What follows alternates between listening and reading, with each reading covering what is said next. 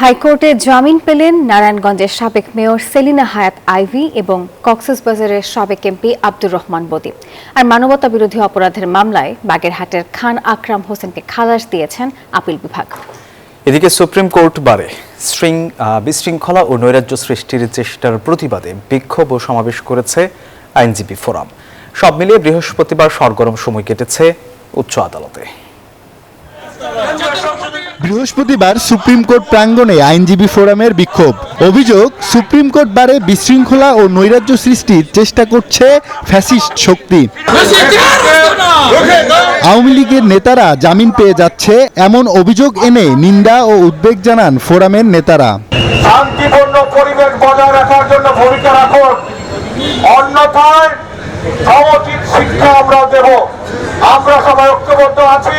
একই দিনে কক্সবাজারে আলোচিত সাবেক সংসদ সদস্য আব্দুর রহমান বদীকে জামিন দিয়েছেন হাইকোর্ট। নারায়ণগঞ্জ সিটি কর্পোরেশনের সাবেক মেয়র সেলিনা হায়াৎ আইভীকেও ফতুল্লা থানার 5টি মামলায় জামিন দিয়েছেন উচ্চ আদালত। ক্রাঞ্চি রোলের ভিতর চকলেট ক্রিমের filling, all time cream roll, মুখে দিতেই স্পেশাল ইনসাইড। যে হত্যা মামলাগুলোতে কোনটার মধ্যে এফআইআর তার নাম ছিল না, আর অপর মামলাটি ছিল নারায়ণগঞ্জ সদরের, সেটা হচ্ছে পুলিশের কর্তব্য কাজে বাধার। এই 4টি মামলায় আজকে শুনানি শেষে তিনের থেকে বেল দিয়েছে।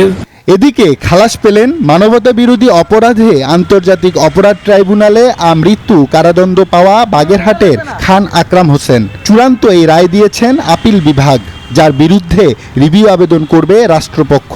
আসামিকে মামলা থেকে খালাস দিয়েছেন, তাদের আপিলটা অ্যালাউ করেছে।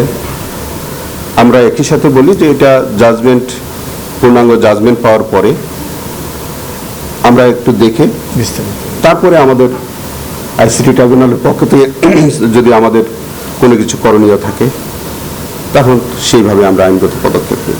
চিফ প্রসিকিউটর বলেন, ট্রাইব্যুনালের অভ্যন্তরীণ কোনো ঘটনা বিচার কাজ প্রভাবিত করবে না। একদম স্ট্রেট মেসেজ, কোনো নিরপরাধ ব্যক্তি হয়রানির শিকার হবেন না, কোনো অপরাধী ছাড় পাবে না। আব্দুল্লাহ মামুন, নিউজ 24, ঢাকা।